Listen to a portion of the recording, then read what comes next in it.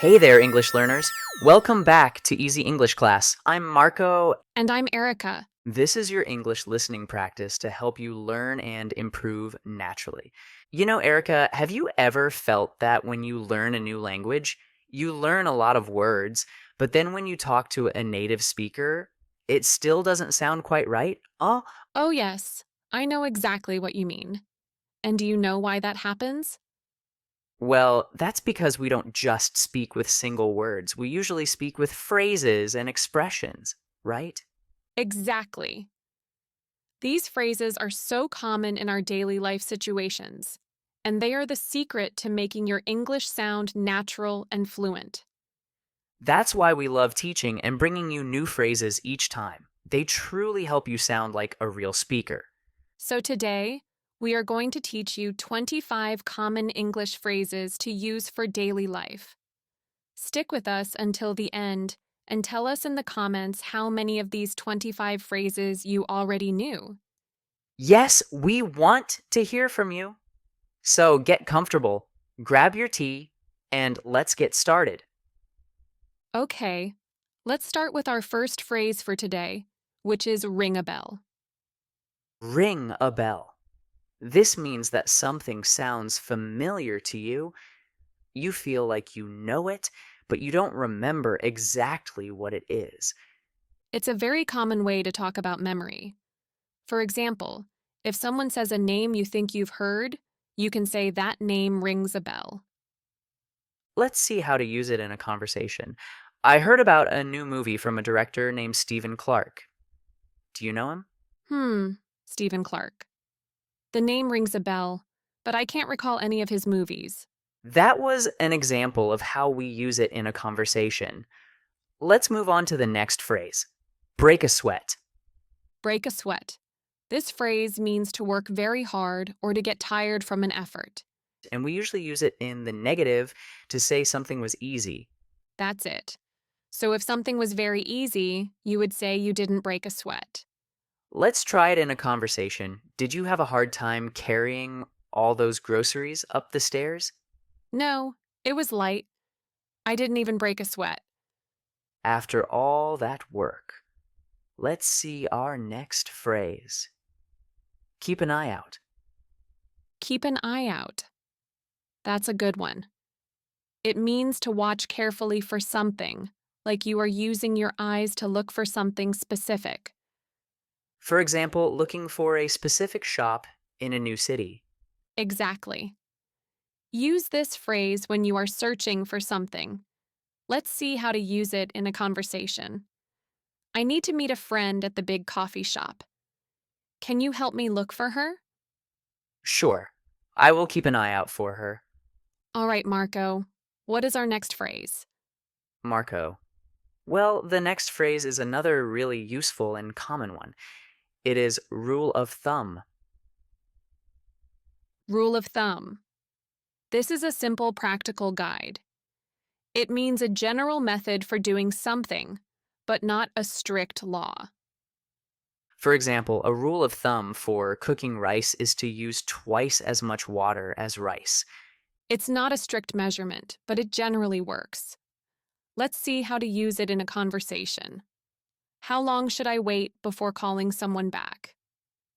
As a rule of thumb, you should wait about an hour. Speaking of following rules, our next phrase is by the book. By the book. This means you do something exactly the way the rules say. You follow every single step. Yeah, you are being very formal and following the instructions perfectly.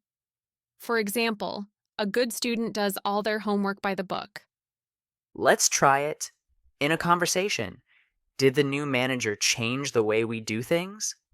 No, he does everything strictly by the book. So, by the book means exactly as the rule says. The next phrase is like clockwork. Like clockwork. A clock works exactly, always on time. So this phrase means something happens perfectly, regularly, and always on time. That's right. For example, if you eat dinner at 6 p.m. every day, You eat dinner like clockwork. Let's see how to use it in a conversation. I always know when the bus will arrive. Why? Does it come like clockwork? Yes, it is never late. It is always exactly on time. Next phrase is no big deal. No big deal. This is something you say when something is not important or when it's not a problem. Exactly. It means it's small. It's minor. For example, if someone apologizes for being a minute late, you can say, no big deal. Let's see how to use it in a conversation. Oh, sorry, I spilled a little water on the table. Don't worry about it. It's no big deal. I'll just wipe it up. Next phrase is off the hook. Off the hook. This means you don't have to do a difficult job or you don't have to face the consequences for something you did wrong. Right. Imagine a fish getting off the hook. It means it escaped. For example, if your boss says you don't have to come into work on Saturday, you got off the hook. Let's try it in a conversation. I thought I would have to give a long speech today, but the meeting was canceled. You got off the hook! Next, we have the phrase, no strings attached. No strings attached. This means there are no conditions or secret rules with something. It is completely free and simple. That's a great way to put it. You can take it and you don't have to do anything in return.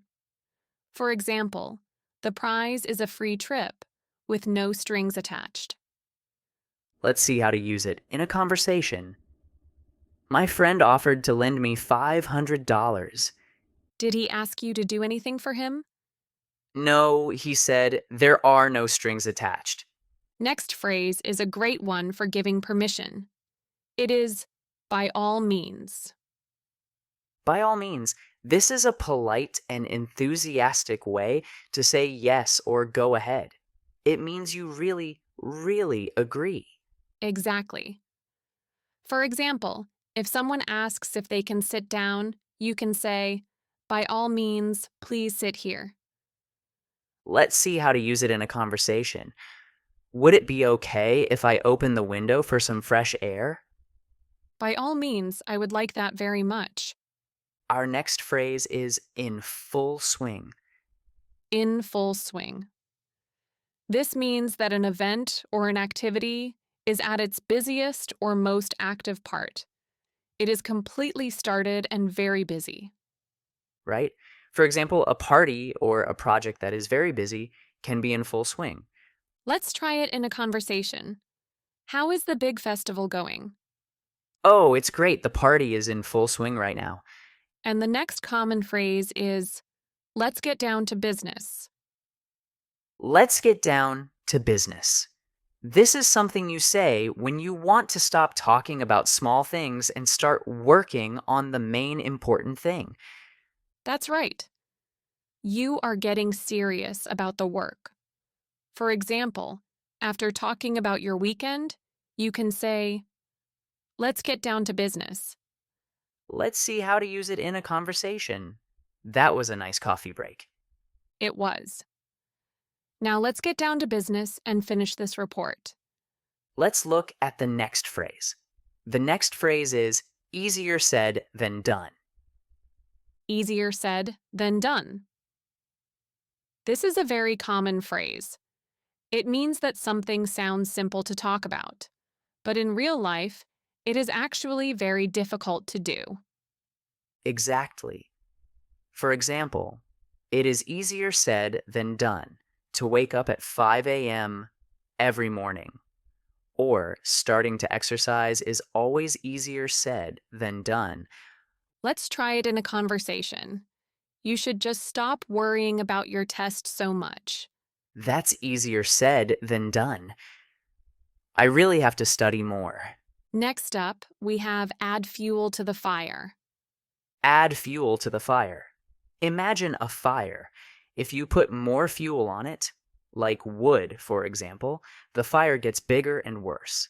So this phrase means you do something that makes a bad situation or a problem worse.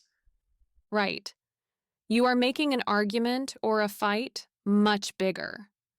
For example, if two people are shouting and you shout too, you are adding fuel to the fire. Let's try it in a conversation. My brother and sister are fighting about the remote control. Should I go in and tell them they are being loud? No, that will just add fuel to the fire. You probably should stay out of it. So, add fuel to the fire means to make a bad situation worse. Have you ever accidentally added fuel to the fire in an argument? Next phrase is out of your league. Out of your league. This means that something is too good for you or it is too difficult for you. It's often used when talking about money or skill. The league is like a sports competition where everyone is at the same level. That's a great way to explain it. For example, that new car is too expensive for me. It is out of my league. Let's see how to use it in a conversation. That advanced computer class looks really interesting, but I don't know if I can do it. That's true. That class might be out of your league right now. Maybe you should take the beginner class first. Let's look at the next phrase. This phrase is great for shared feelings. In the same boat. In the same boat. This means that two or more people are in the exact same difficult or strange situation. You share the problem. Exactly. You are experiencing the same thing. For example, all the students studying for a hard test are in the same boat. Let's see how to use it in a conversation. Oh, I have so much studying to do for the test tomorrow. I feel stressed. Me too. We are in the same boat. We should study together. This is a good way to show support. Next phrase is on the right track. On the right track. This means you are doing something correctly and you are making good progress toward your goal. The track is the correct path. Right? If you are learning a new skill and you're getting better, someone can say you are on the right track. Let's try it in a conversation. I'm not sure if I'm doing this English homework correctly. Your grammar is much better than last week. You are definitely on the right track. Well, that's encouraging. And this leads us to our next phrase, which is also encouraging. One step at a time. One step at a time. This is a very common phrase for learning something difficult. It means you should take things slowly and focus on the small steps first, not the final big goal. It reminds you not to rush or stress. For example, when you learn a new language, you have to take it one step at a time. Let's see how to use it in a conversation. I feel overwhelmed by everything I have to do for this big project. Don't worry, just focus on the first small task. We will take it one step at a time. We are still with the encouraging phrases, and the next one is keep your chin up. Keep your chin up. This means to stay positive and try not to be sad even when things are difficult. You are telling someone to stay strong and look forward. For example, it's a hard day, but keep your chin up. Let's see how to use it in a conversation. I failed my driving test yesterday. I'm feeling really sad about it. Hey, don't worry, you can try again, just keep your chin up. That's a nice one. Next up, we have out of sight, out of mind. Out of sight, out of mind. I really love this phrase. This means if you don't see something, you start to forget about it. If it's out of sight, it's out of mind. Right?